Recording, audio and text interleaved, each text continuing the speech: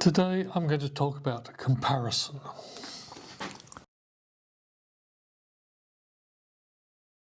I'm going to talk about comparison or the comparative method, partly because I've spent my life doing comparative education, thinking of myself as a comparative educationist.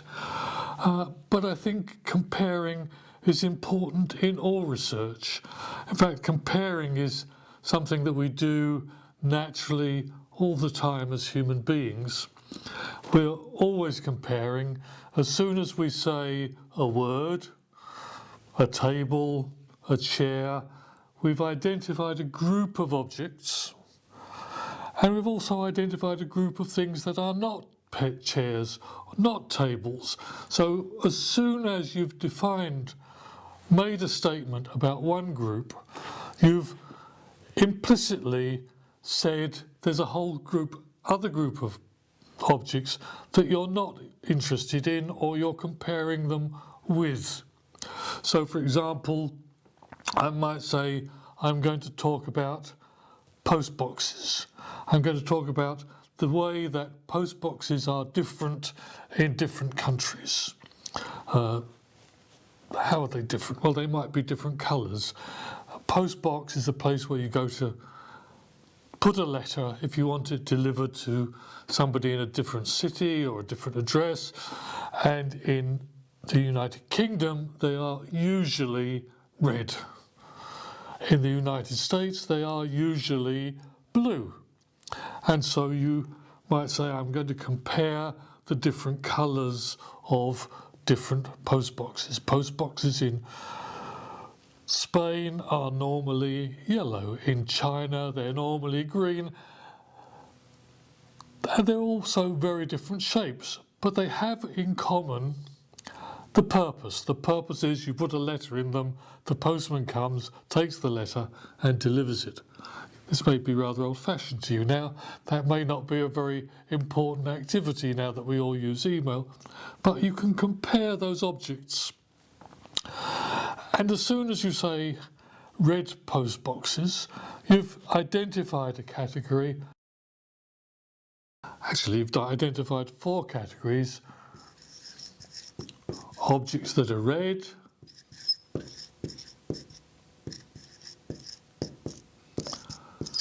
objects that are post boxes,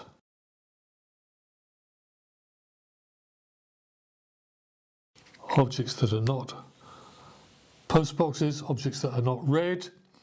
And when I say I'm going to look at post boxes, I might be saying I'm going to compare post boxes with not post boxes, or I'm going to compare red post boxes with post boxes that are not red, or I might be looking at objects that are red but not post boxes.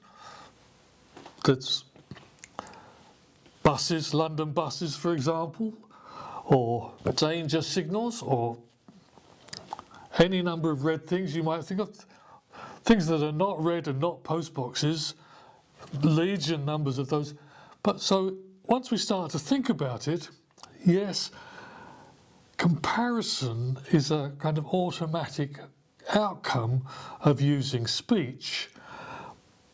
But once you've started identifying what you mean, the groups which you are comparing are not necessarily obvious.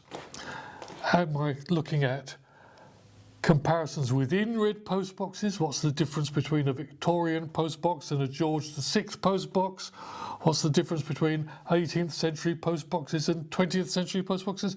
I might be looking at differences within the group or differences between groups.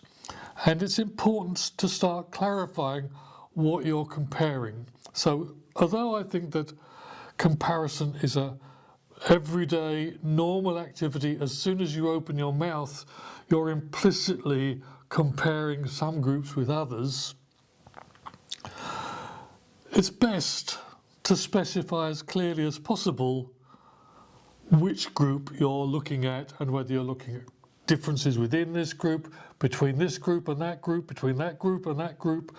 Suppose you say, I want to make a study of international students at Beijing Normal University. Well, what's the comparison group.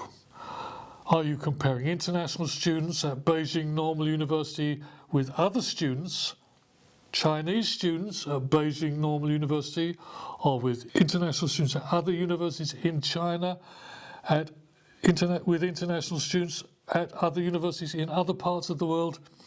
You need to start spelling out the differences, the different kinds of comparisons that you can be making, and in particular the kind of comparisons that you want to draw your audiences, your readers' attention to.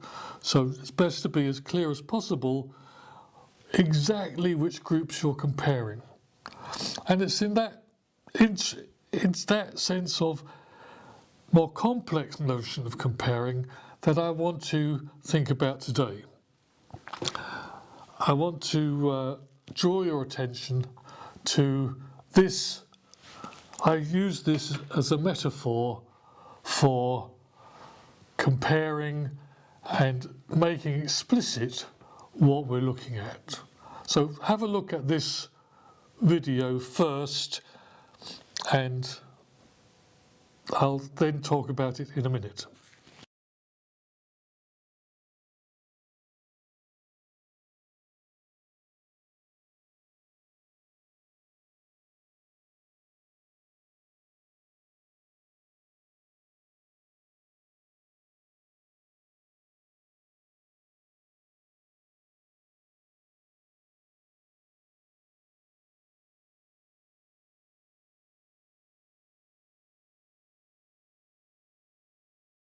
Okay, so what you've been looking at on the video is a computer program, a simulation. It's called The Game of Life, and it was invented by an eminent mathematician, a winner of the Fields Medal.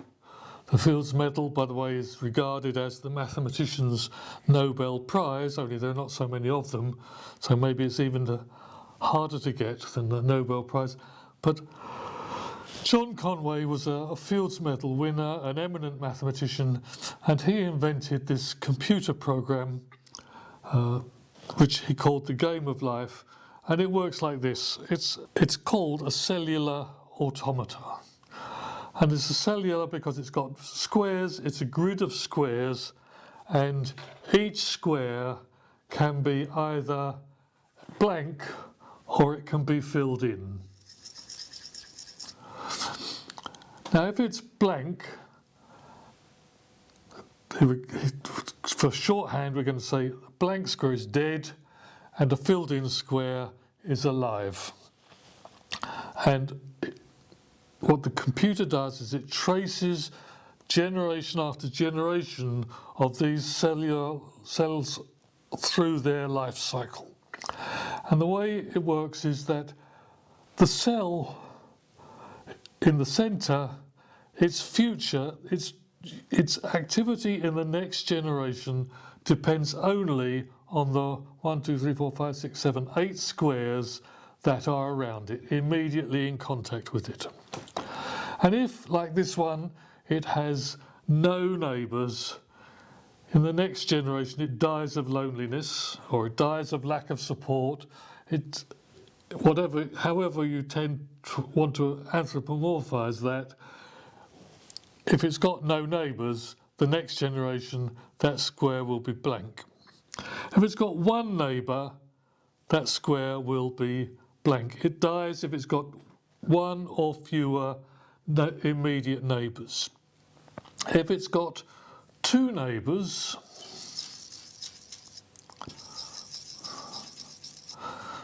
then it stays alive. And if it's got three neighbours, it stays alive. But if it's got more than three neighbours, it dies of overcrowding. So here you've got it.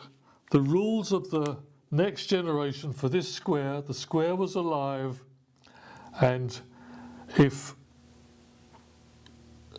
it's got none or one, no neighbour or one neighbour, it dies. If it's got two or three neighbours, it survives.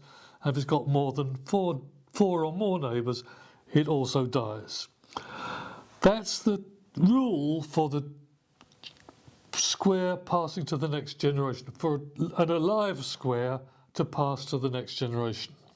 Now here's an empty square, and the rules for an empty square are that it will become alive if it's got 3 neighbours, exactly 3 neighbours, the square will come alive.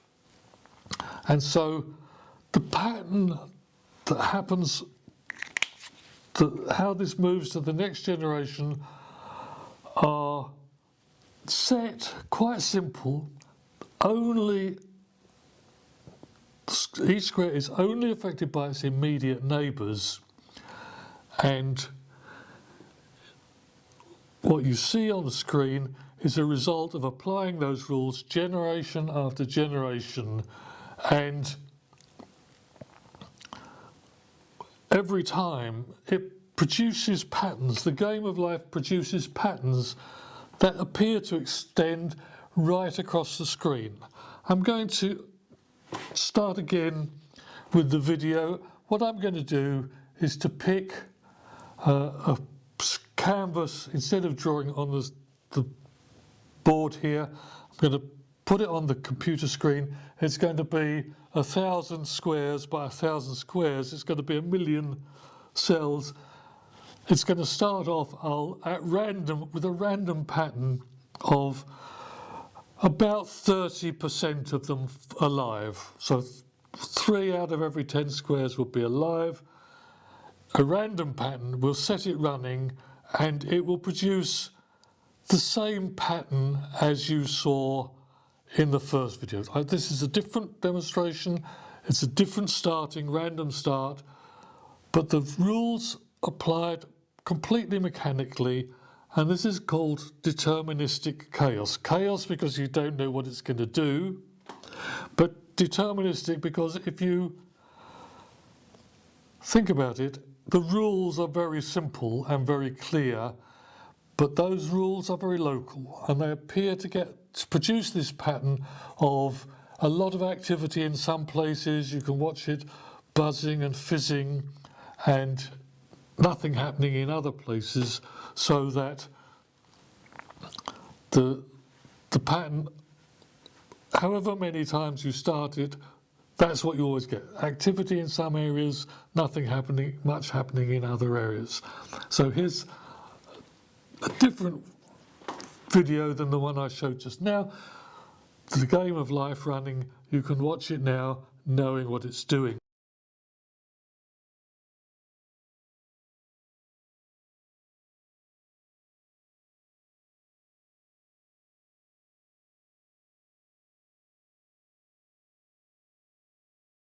It's not just that. If I set it running with 30% of the squares full, you always get the same pattern. Have a look at this now. I'm now going to start with a much denser pattern. The random pattern I'm going to start with is going to be 70% full. 7 out of every 10 squares are going to be full. And going to set it running, and you'll see that we get the same pattern. We get the same pattern as before. And you can watch this to confirm for yourself that over a very wide range of initial conditions, the game of life gives you similar kinds of patterns.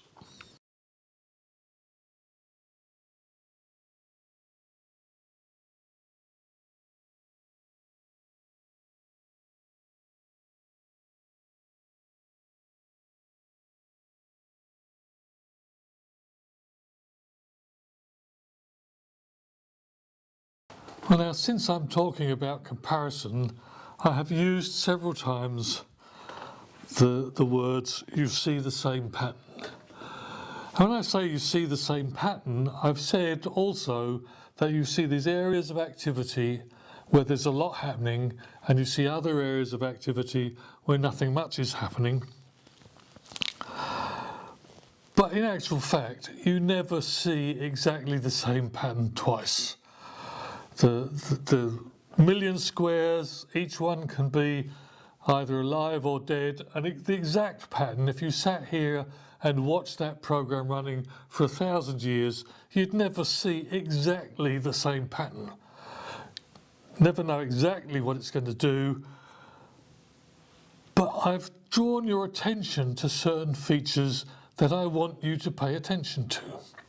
I've said some areas are full of activity, other areas nothing happening, and there are patterns that appear to have spread across the whole screen that look fairly similar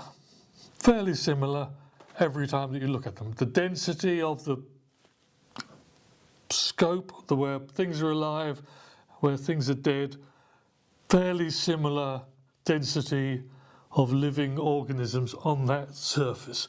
So I'm drawing your attention to the features that I want you to compare. But actually, if you were a stickler for absolutely being pedantic, you have not seen the same figure more than once. And in particular, I've run this program and I've watched it many times. In that first video that I showed you, there's a small area that shows up as quite a distinctive shape, quite a distinctive pattern. I have never seen anything like that before in all of the times that I've run this program, but still I say, in spite of that characteristic of being actually everything unique, I'm saying these things are the same because I'm drawing your attention to particular characteristics that those patterns share every time. It's like every human being is unique, but I draw your attention to the fact that we all have the same human rights. We all have certain patterns of development and growth.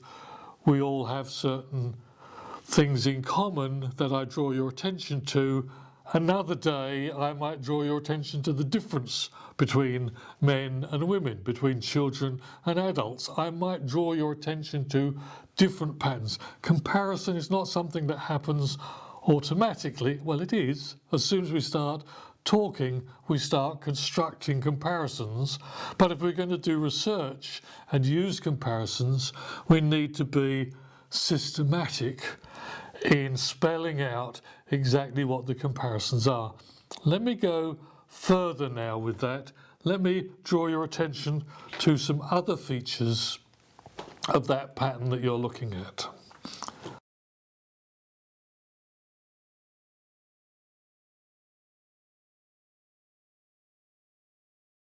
Now, if you look at that pattern, we'll see this pattern cropping up on the screen. 3 dots, 3 cells in a line, alive. This square, the top square, has only one neighbour. It's going to die in the next generation. This square at the bottom has only one neighbour. It's going to die in the next generation. The middle square has 2 neighbours. It will survive into the next generation. But this square on the left has 3 neighbours, and it's going to survive it's going to be born, it's going to have a living cell there in the next generation. And this cell also has 3 neighbours. It's going to become alive and survive in the next generation. So that in the next generation, these 2 will go and 2 new squares will here. That vertical line of 3 will become a horizontal line of 3. And in the generation after that, it'll move back again for the same reason. Let me demonstrate that for you on the computer. This is a pattern that goes backwards and forwards. I'm going to call it an oscillator because it oscillates. And that's a very important pattern in appearing when the areas of the screen appear to be dull, nothing much happening there. Most of what is going on there is either oscillators or another pattern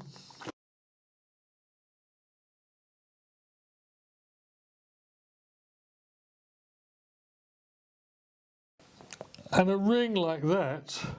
I'm not connecting that up with the picture at the top. A ring like that, each of those cells has 2 neighbours living. Each cell will survive into the next generation, and something like that will stay permanently in one place. So many of the things that you're seeing on the screen are either oscillators or static. Oscillators or static. And then in other areas there are a lot of things happening, but the dull areas are made up almost entirely of things that are oscillating or are static.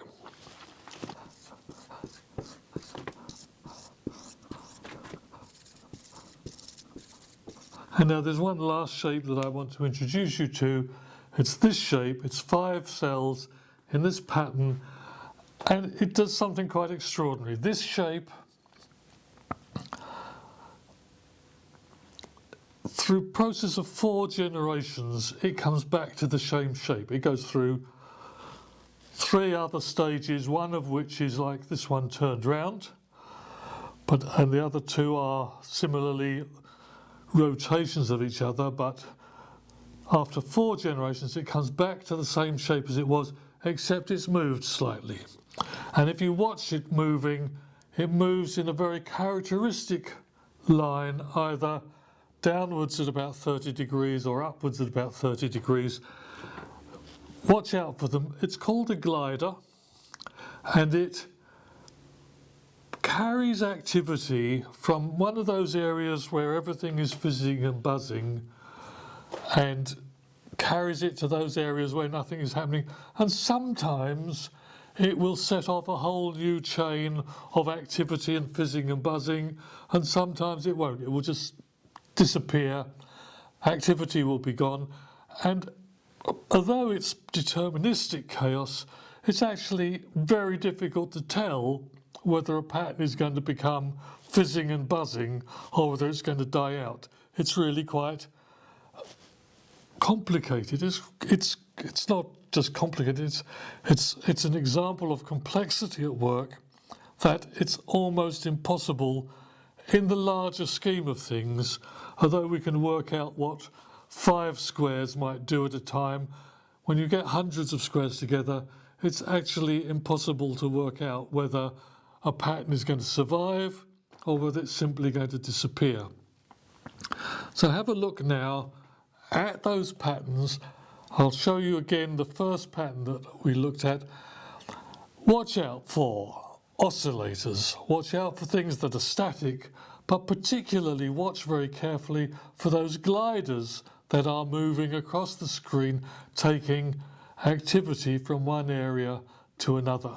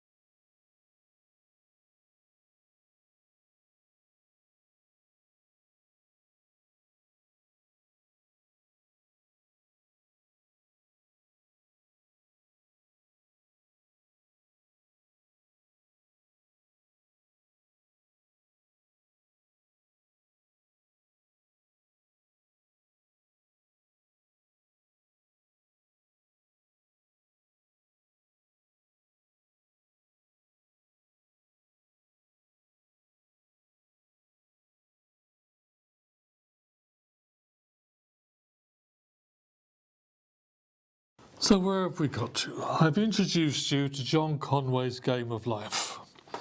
I've said to you that we make comparisons all the time, but if we want to be rigorous about those comparisons, we need to draw attention to the features which we are using in our comparisons. The statement that 2 things are the same doesn't necessarily mean they're absolutely identical. It means that we're focusing on certain characteristics in which they're similar.